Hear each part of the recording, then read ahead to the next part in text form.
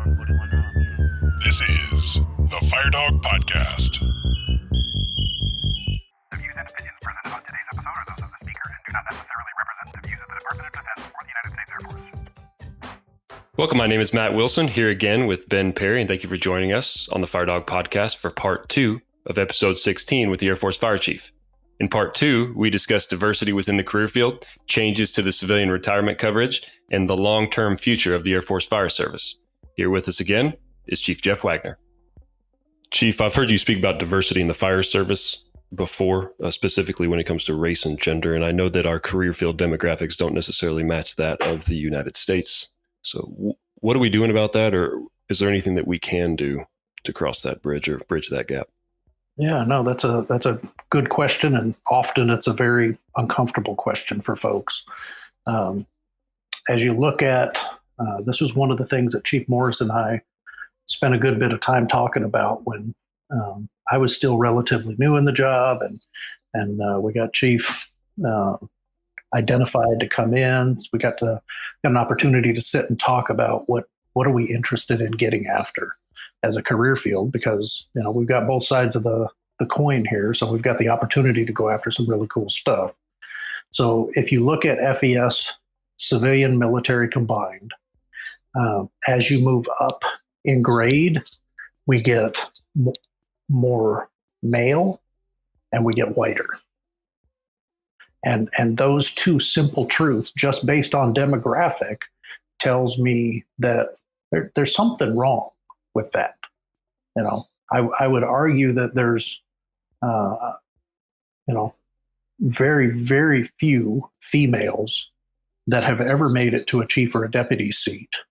I would challenge you that you probably can't name it. There's a couple, 2 or 3 hanging around. There's some, I think we've had one on the reserve side. We've had 1 or 2 on the guard side as well. Active duty, I don't know that you can name a chief master sergeant female. I can't. And certainly the historical brain trust that we've been kicking around asking about this can't either. So that tells me that out of 86 active duty installations, 184 total force fire departments, statistically, we should have a couple females, right? At least. So numbers in specific, the civil world runs about 10% female now. So that number is getting better. It certainly doesn't match the community, at large, and that's outside defense, Chief. You're talking about our municipal counterparts. Correct. Our municipal counterparts sit somewhere in the 10% range, depending on department and depending on location and other demographics. But broadly across the U.S., they're coming close to 10% female. In the Air Force, FES, we sit less than 2%, so somewhere in the 1.8% female range.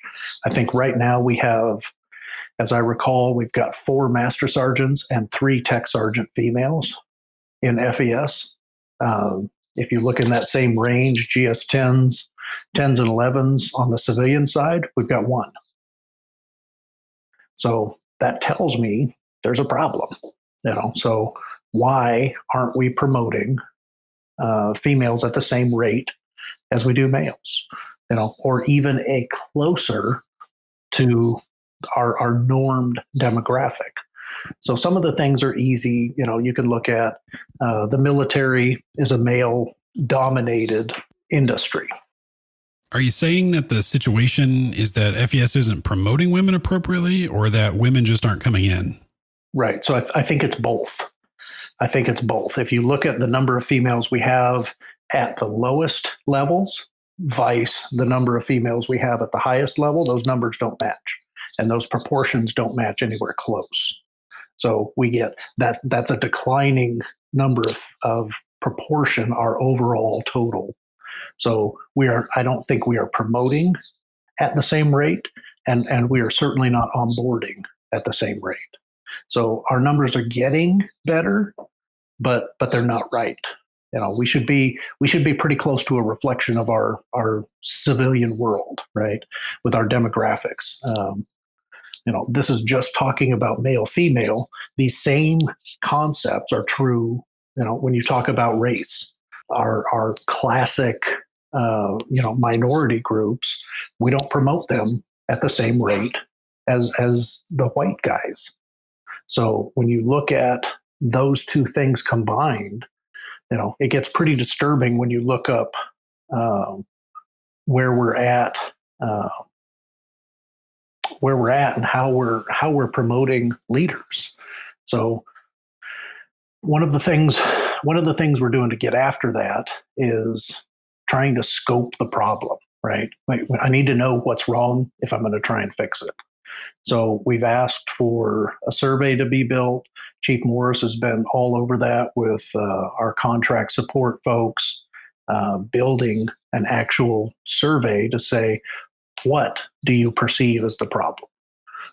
So we can at least get after that part of it, right? And start to scope what we're looking at.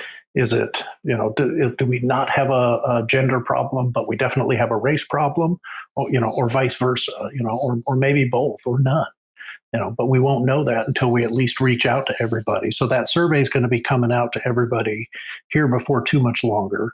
And I would encourage everybody to please take that, because it doesn't, we're not going to be able to decide what that actually looks like if we have a very small sample size. Chief, I just pulled up the Air Force demographic information, and on the municipal side, if we're talking a 10% female population in the fire service, you obviously have around a 50% male-female ratio on the outside. What does that look like for us in the service? We have 20.9% women, as according to this data sheet I just pulled up off the Air Force portal. Does 2% sound right under 20.9% female population if we're talking about demographics within the Air Force, though? And I don't want to split hairs over it. I think it's a low number, right? Right. That we're talking about. But I'm curious if it's real low or a little low. Is it a problem? Well, so that's a good question, because, that's some of the stuff that we're struggling with right now, is trying to figure out, how low is too low? Well, are we close? Are we close enough? When you talk about DoD being a male-centric industry, FES is no less male-dominated, right? It has been historically for, I don't know, ever, I guess. So to find somebody that's willing to come in the military, right, and then further willing to come into FES on top of that is a small set of folks, or at least so far it has been. So a part of that is, how do we communicate that out? How do we onboard the right number of folks so that we get closer? Maybe 20% is the right number. Maybe 10% is the right number. Maybe 5% is the right number. And all things are good, and everybody's happy, and there's no problem in the world. I suspect, though, that our numbers should be somewhere in the double digits. We should be closer to that double digit number than we are. And promoting, that right set of people. And that probably starts with just a fairness, right? I mean, gender and race and creed and all that aside, let's, maybe examine the processes that we have in place and make sure it's fair across the board. Right. And maybe it takes care of itself at that point. I don't know. Yeah. Well, so maybe, it's interesting with you, I love social media. So I got to read one string on Facebook not long ago that asked, when was the first time you worked with a female firefighter?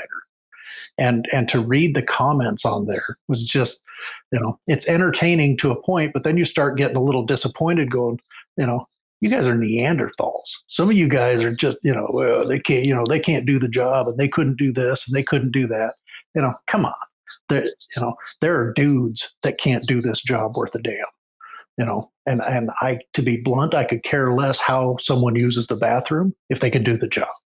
If you do the job right, I don't care if you stand or sit. Chief, these are certainly complicated. This is certainly a complicated issue, and something that requires, I think, a multivariate analysis. Absolutely. So by and large, the majority of men and the majority of women have different interests when you talk about the United States population or even the world population. And so they attract differently to different jobs. And then women obviously bear children and have children. And so they make career choices early in their career to maybe get out and take care of children. And I'm not saying all women do that, of course. I think it's something that requires a multivariate analysis. And like you said, I think there are women out there that do the job better than some men. I know a lot of men, like you said, that don't do it so well either. So we need to take a look at those guys too. Sure. Are we hearing an outcry from, a specific corner saying, we are underrepresented or we are being treated unfair? Or is this us kind of being introspective and trying to lean forward? So I think it's more introspection than anything. I mean, I think it's, nobody's put their hand up and said, I'm not being treated fairly, or I'm not being promoted. That's not how firefighters are built typically anyways, and that's no different across gender or race. We all may acknowledge somewhere in the process that there's some unfairness, but typically it's all internalized, and, you grind it out and, go do work. I think this is us looking at it to say, is there a problem? If there is a problem, what's the problem and how do we fix it?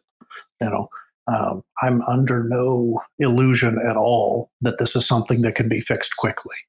This is a long-term fix. This is something, kind of like the PFAS or EMS or some of these other things. These are things that are not going to come to fruition in my tenure. We're not going to get the next or the first female chief master sergeant fire chief with only 4 master sergeants and 3 tech sergeants in the hopper.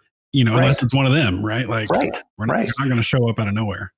Right. And you don't want to solve the problem with affirmative action or forcing people into positions, right? Based on demographic. Absolutely. But I want to make sure that, when we're looking at, so here's a easy example, right?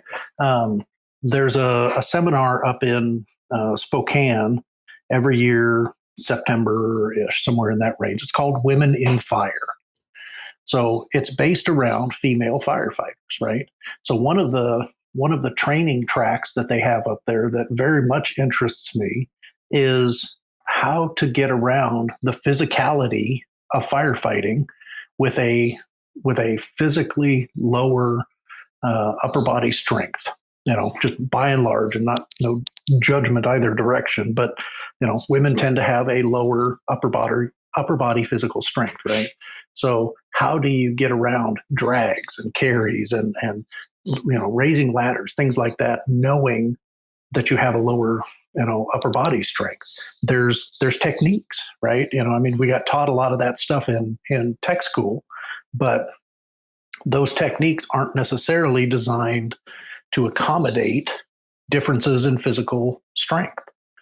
So things like that are going on up there, that's something that I want to bring some of the instructors from the schoolhouse. I would like for them to go up and see that. I want them to be able to teach those female candidates walking in the door, different ways to get after this stuff, or even male candidates that, that don't have that giant upper body strength. Not everybody's built the same, man. And, if it's as simple as, finding alternate ways to get after this, that allows, in our kind of running example here, a female that comes in, through tech school, learns a better technique there, is then able to demonstrate that out in the department and catches less grief from, male counterparts, and, kind of rolls down the line, and we slowly change the culture, from the Neanderthal views of, oh, a girl can't possibly, drag me out of a building, it's bullshit. And I think we have a group of women firefighters that have started kind of communicating as a whole across the enterprise, which is awesome that we've got that kind of crosstalk ability now. Do you know much about that, and maybe could speak to how one could reach out to them if they wanted to? Absolutely, yeah. So that's kind of a cool thing that I think has come. I'm sure there was a lot of internal mentoring that was happening beforehand, but one of the things that just by asking those questions out to the field, where Chief Morris has cherry picked, all of the females above. I forget where the lines were drawn, but military and civilian, those senior group of females, to send out those kind of questions to say, hey, what do you think? And here's what we're kind of getting after, and that's kind of spurred a little more of a group conversation. To allow that place to talk to somebody who looks like you. That's important. Even when you talk about recruiting, and to go off topic, when we recruit, we want it's important that somebody looks like you. If you're talking to a female in school and saying, hey, I'm a firefighter, oh, well, I didn't know that we could do that. But that group is important because that gives us a venue, to get some real feedback. Well, that's where you get into your demographic, right? The kind of just bring the circle back around on it. You want to represent your community, and you want to have someone who looks like you or sounds like you or is representative of you in some way to come out and be an example of what you could be. Right. That's absolutely right. So all of these things are kind of linked a little bit together, so that when you look at them holistically, you go, okay, where do you dip into the stream of information to make the tweaks that work? This group is important. The team that's talking together, and we're relying on them. We want them to go up to that Women in Fire seminar. We want them to hear that stuff and pull back all of that information. There's some smart people out in the municipal world that have already cracked some of these things, and we just need to open our eyes up and quit pretending we know everything, and kind of reach out into that world and get some of that yummy goodness out of there. Chief, moving on, I think we'd like to kind of shift gears into the civilian sector for a second and talk about retirement. I hear there's some retirement coverage change in the works. Yes, sir. Yeah, there's kind of a long-term effort that's been going on for better than a year now, and looks like it's going to take probably another couple of years still yet to get through, where the Air Force has, not with any malice intent or malicious intent, they have been granting special retirement coverage on civilian positions for years. And the other services have been doing this as well. But this is a decades-long problem. But DOD recently has drawn a line to say, okay, you may not issue special retirement coverage. They are the only entity that can issue that coverage. So what that did was that opened a door to say, okay, what positions are currently covered?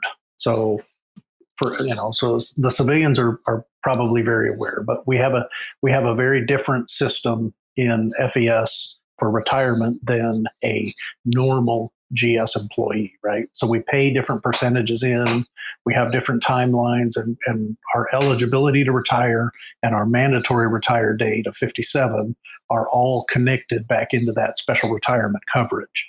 So what DOD did was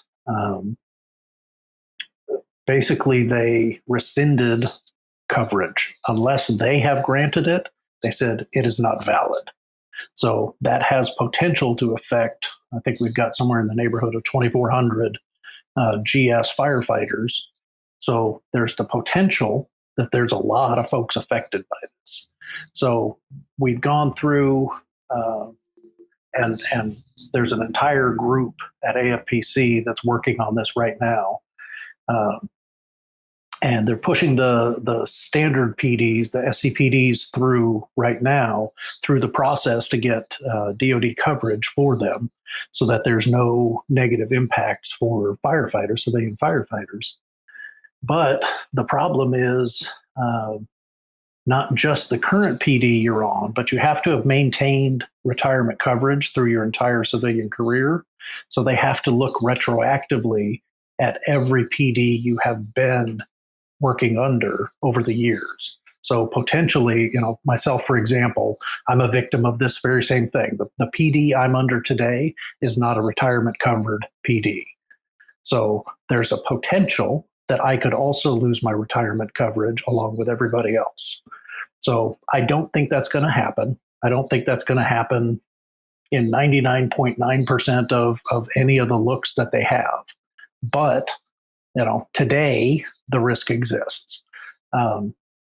So the 𝗵𝗶𝗃 team is going through, like I say, all the SCPDs first, and then they're going to take every one of the unique PDs that have been built over the years. Those have to be packaged and submitted to DoD to get retroactive coverage. Once those get that retroactive coverage, then, Jeff gets, okay, blessed. Now you can stay under your SRC retirement. So it's a very long term thing that they're part of it is once they've got that coverage, they're doing 100% walkthrough from the start of service all the way through to current date to make sure that everything has been coded correctly. They cherry pick out all of the accidents and mistakes that happen in our personnel stuff. Because our system is so unique, we tend to have a lot of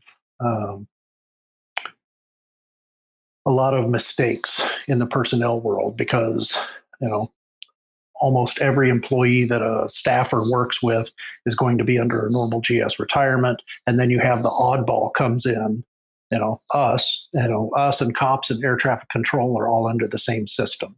So they did this review with air traffic controllers and they found dozens and dozens of mistakes. So they went back through, retroactively corrected them and got everybody sorted out right. So that's their intention as well, but I think it's probably going to be a 2, maybe 3 year total process. So everybody is being honored with their retirement today. If the staffers look at it and say the expectation is that this is going to be a covered position, so that they go through and say, we believe this is going to be something covered. So if you've got your retirement date set for next month, you don't necessarily have to worry about losing it before that date or on that date. Correct. Something's going to happen maybe in the future that could flip a switch if in the, like you said, very small chance that, they change your PD or something. That somebody was on a no kidding wrong PD and that there's no way we can work around it. But that's absolutely right. So everybody today is honored. Everybody is being allowed to retire as a firefighter today. Their intention is not to go backwards and pull everybody that's retired, and say, ha, gotcha. Now you can't retire, or now your pay is being cut, or any of those things. So they're taking that risk, internal to 𝗵𝗶𝗃, saying we will own this, for any bad things that are coming out. So they're being very proactive about it, and it's a ton of work, but I'm glad they're doing it because a part of the result out of this is going to be a guide on how to actually do staffing actions for firefighters, because that has not existed to this point. Nothing definitive for those folks to work with, so that we don't have these kind of mistakes in the future. So we're trying to correct everything, and we're trying to make it better at the same time, so we don't have problems going downstream. Chief, we've covered a lot today. Talked on EMS retirement and PFOS, PFOA. I've heard you talk a handful of times about the long-term future of FES, and when I say long-term, I mean 2050 long-term. Yes, I've heard you mention FES 2050. Can you explain to our listeners what that means and maybe what we can do to help reach some of our future goals? Yeah, for sure. So that's, that's that's a troubling topic for me. Not because it's uh, not valid, but because it's very difficult to pull yourself out of the today and to put yourself into the tomorrow. To look down range, and really that's what Chief Morris and I, sitting here at the air staff level, and Chief Matlock and Randolph and Lanning, and all of the senior leaders on the FES panel. That's what we owe you guys. We owe FES a plan, right? Where we headed together.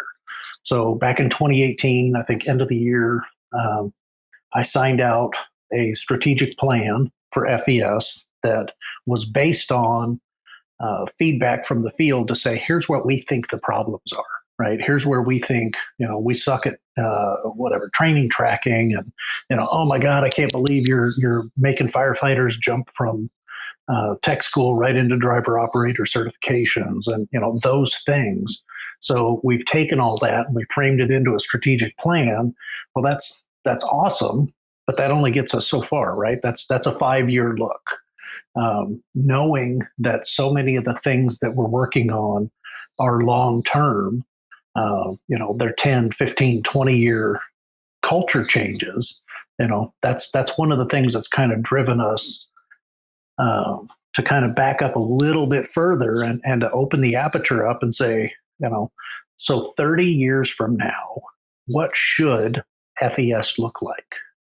Right. And it seems like a silly question. It seems like something very, arbitrary, but knowing the speed of the way things work for us, I think it's probably a relevant timeline to start looking at. In 2050, what should a firefighter sitting in my position, in your position, what should that firefighter be looking at? He'll be a robot. Well, so you joke, but there's artificial intelligence. There's a lot of SUAS systems out there, right? There's artificial intelligence. It's all over the place. Now I'm not advocating at all that you heard it here first, guys. Yeah, right, we're all going to be robots. There you go. So, I'm not advocating that we're going to be replaced or that any of those things are going to be wild, or the world's kind of stuff. But, where can we use unmanned systems? Can we use them? Yeah, hell yeah, we can use them. What about wildland firefighting? We can map a fire line in real time back to the incident commander for the entire fire line. I can do that in real time. I can't do that today without that kind of technology. So how do I get that? Do we need that in the Air Force? Do we need that in the DoD? Can we ride off the back of the runway repair systems that are now looking at using those unmanned systems? Can I take that system, tweak it a little bit, and use it for urban search and rescue? Can we reset fire alarms with drones? Is what you're saying? Why not? Can you fairly evaluate a system from where you're sitting? I would argue today we're probably not far from that with some technology changes. That doesn't replace walking through a building. That doesn't replace the smells, the wisps of smoke, the burned out ballasts, things like that cause it. But it is a reasonable expectation to be able to ping a system and go, is it really a fire alarm, or is it just, a BS trouble round that's, firing off something, and some of the alarm panel systems, for those that are, the electronics nerds, some of those things are absolutely stunning what they can do, and the information that they can send you. Some of the alarm systems will work together in a network between themselves. So if one system goes down, if a line goes down, they can bounce around and just kind of work around the system. So there's some really cool stuff out there. But broadly, my challenge to everybody is what should we look like? Well, it's not just about tech, right? It's manpower and but resources and, how much money are we going to need and all this other stuff that goes into it. Absolutely. Okay. The world we work in is money driven, right? So how do we present force downrange? Do we do that right today? Or so here's a fun challenge, and Chief Morris is going to kick me in the shin for this one. The Army has very, very few military firefighters, right? I think it's somewhere in a couple hundred, somewhere in that range.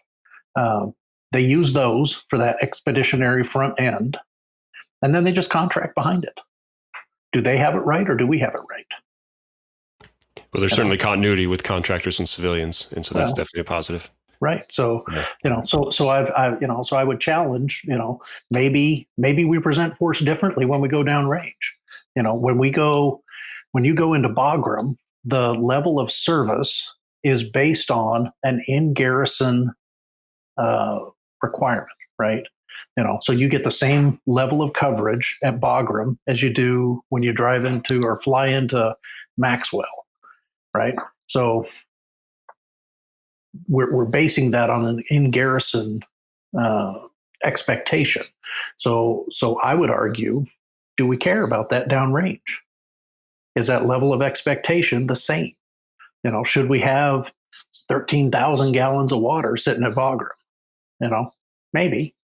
Bagram's probably an unfair example because it's been, we've been posted up there for, 15 years, 16, 18 years, something like that.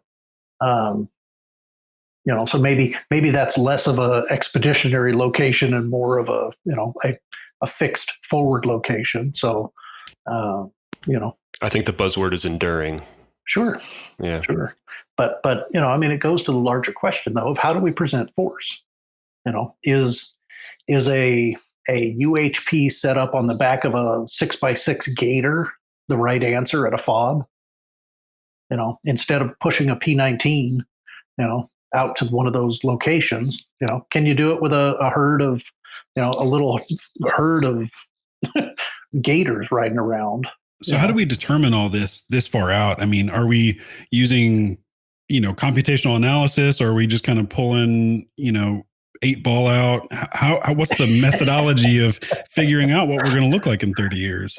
Well, so that's a good question, and that's what the challenge is. So when none of these ideas, so ultra high pressure as a technology took 10 years to roll out, from the time we said go to the time it was rolling out on all our fire trucks. It was 10 years. At a point, that was the good idea fairy. That was somebody saying, hey, what if we try it this way? Look at this technology, try this. And then we go through the steps to get down the road to, we talk about it, we have the good ideas, and then we have to back that up with the no kidding, the computational stuff, the do your homework, how many deployments do we need? How many deployers do we need to match the deployments that we're fielding today? And, doing all of the analytics behind that. But at a point, it has to start with looking, blank paper to say, how should this look?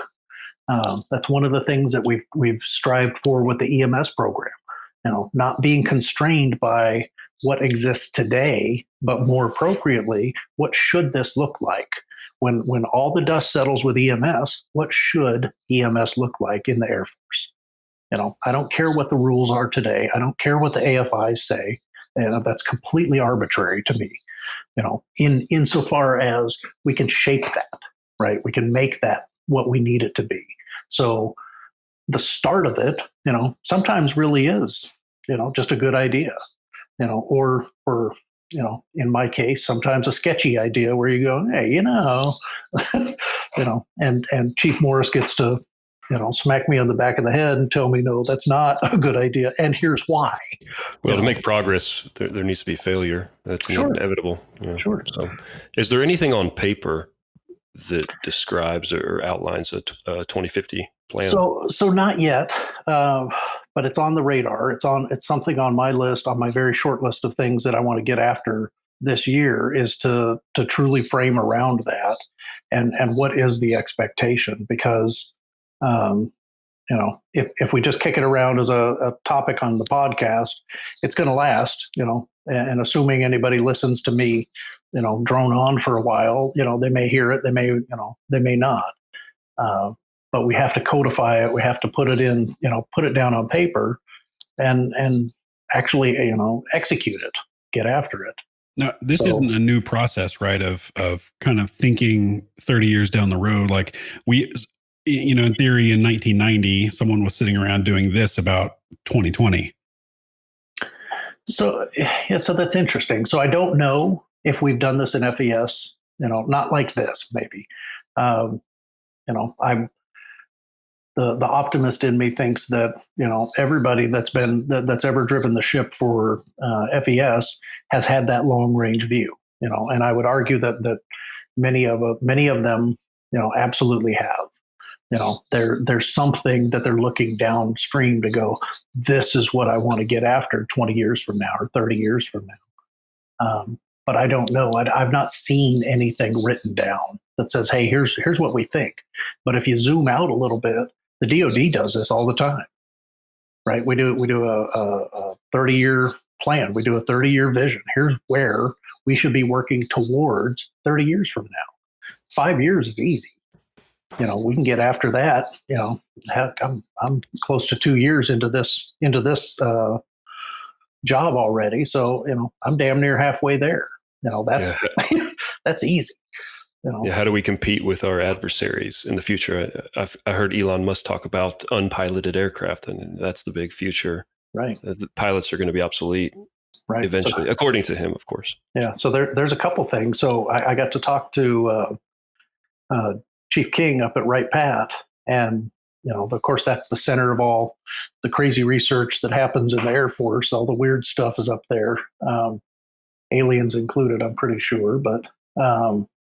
They have an exoskeleton system that he got to play around with that's basically a set of legs that straps to your legs. He was able to lift up the back end of a helicopter, squat the thing with these legs on, and they make an upper body set too. So, okay, well, that's kind of cool. So we handed that actually, I threw that idea over to the EOD guys and said, hey, check this out, man. Are you guys aware that this is going on up there? We may not be around by 2050 if we start creating these superhumans. Well, I mean, or maybe, in my mind, I'm thinking, if you're trying to hump hose up, a 4-story building, and all the garbage that you got to bring up with you and the hotel packs and, your forcible entry and your, bringing all that stuff up, you put an exoskeleton on one of these 18-year-old kids, and I don't care what kind of muscle structure he's got, he can hump it all up. Chief, just as long as we can get more than 60 seconds for turnout times. Nope. Denied. That kid gets to walk around the station wearing the exoskeleton all the time. I'm sure he would love that. Right. Well, Chief, it's been great talking to you today. Do you have anything else that you'd like to share with our audience today? Man, it's the list is long. I've got, so I did the same thing that probably, I don't know, every firefighter has done over the years. When I got this job, I was writing in my day runner about, all the things that I thought were stupid in FES and, all the things I complained about sitting in the smoke pit for years, well, we're never going to do that. Why do we do this? This is stupid, So I've got a giant laundry list of things that, that I've wanted to get after. And right now sitting behind Chief Morris and I at the office, we've got 3 4x6 whiteboards full of projects and things to look after and things to start picking at. So yeah, there's a ton of things, but for the podcast, for the sake of time, no. I think you guys are doing an absolutely amazing job. I appreciate what you're doing. I think we talked the other day and I said, part of what makes this valid, and relevant to all the folks that are listening to it is the fact that we've got nothing to do with it. Chief Morris and I are not the ones directing that this happen. We are simply the recipients of the good idea, and the work that you guys are putting into this to make sure that the folks out in the field have more information today than we did coming up through the ranks. It's amazing what you can put your hands on today that didn't exist 10 years ago. And just sitting back and listening, leading up to this, I've been following you guys, but I skimmed through your podcast again, and I'm listening to it going, man, I can't imagine being a 20-year-old firefighter just coming in, dumb young Jeff, 30 years ago, damn near, and having this kind of information to reach into and go, oh, yeah, okay, that's why we're doing this, or that's, don't do that. That was a bad idea, or, that kind of stuff is just, it's powerful. So I appreciate what you guys are doing. And, things like this feed that 2050 vision for what I think we should be doing. This kind of stuff opens those conversations up. 30 years ago, that we didn't have that kind of medium. We'd have a newsletter that'd go out, every quarter, and the folks at 𝗬𝗍𝗂 would bang out some good information, and it was all legit stuff. But there, that real time interaction just didn't exist. So maybe half the people get it, or half the people read it. Right. I certainly didn't. I was completely oblivious to what was going on in FES. And especially if you're at the lower end of the hierarchy. Well, and probably, not everyone's listening to this, clearly. But if we do a kind of a multifaceted attack, newsletter, email, podcast, different ways, different people learn in different ways. So sure, we hope to be one of those. Yep. You guys are an awesome part of it. Yeah, appreciate the support. This wouldn't be able to happen without you and Chief Morris giving the nod either. It'd be easy to shoot something like this down. And, hopefully you weren't too nervous that we were talking kind of an open forum about this stuff, but yeah, not at all.